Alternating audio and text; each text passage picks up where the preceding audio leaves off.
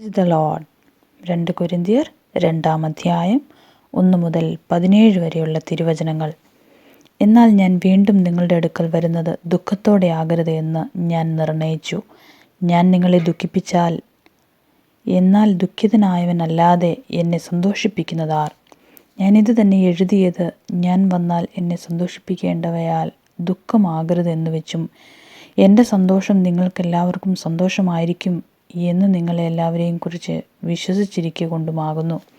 വളരെ കഷ്ടവും മനോവ്യസനവും ഉണ്ടായിട്ട് വളരെ കണ്ണുനീരോടുകൂടെ ഞാൻ നിങ്ങൾക്ക് എഴുതിയത് നിങ്ങൾ ദുഃഖിക്കേണ്ടതിനല്ല, എനിക്ക് നിങ്ങളോടുള്ള വലിയ സ്നേഹം നിങ്ങൾ അറിയേണ്ടതിനത്രേ. ഒരുവൻ എന്നെ ദുഃഖിപ്പിച്ചുവെങ്കിൽ അവൻ എന്നെയല്ല, ഒരു വിധത്തിൽ ഞാൻ കണക്കിലേറെ പറയരുതല്ലോ. നിങ്ങളെ എല്ലാവരെയും ദുഃഖിപ്പിച്ചിരിക്കുന്നു. അവന് ഭൂരിപക്ഷത്താൽ ഉണ്ടായ ഈ ശിക്ഷ മതി.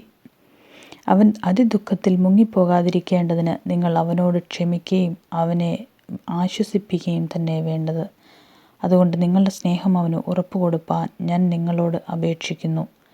നിങ്ങൾ സകലത്തിലും അനുസരണമുള്ളവരോ എന്ന് പരീക്ഷിച്ചറിയേണ്ടതുമായിരുന്നു ഞാൻ എഴുതിയത്. നിങ്ങൾ വല്ലതും ക്ഷമിക്കുന്നവനോട് ഞാനും ക്ഷമിക്കുന്നു. എന്നാൽ ഞാൻ വല്ലതും ക്ഷമിച്ചിരിക്കുന്നുവെങ്കിൽ നിങ്ങൾ നിമിത്തം ക്രിസ്തുവിൻ്റെ സന്നിധാനത്തിൽ ക്ഷമിച്ചിരിക്കുന്നു. സാത്താൻ നമ്മെ തോൽപ്പിക്കരുത്, അവൻ്റെ തന്ത്രങ്ങളെ നാം അറിയാത്തവരല്ലല്ലോ.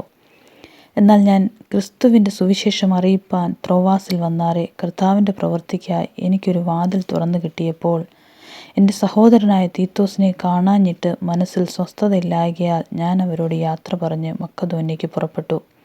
ക്രിസ്തുവിൽ ഞങ്ങളെ എപ്പോഴും ജയോത്സവമായി നടത്തുകയും എല്ലായിടത്തും ഞങ്ങളെക്കൊണ്ട് തൻ്റെ പരിജ്ഞാനത്തിൻ്റെ വാസന വെളിപ്പെടുത്തുകയും ചെയ്യുന്ന ദൈവത്തിന് സ്തോത്രം.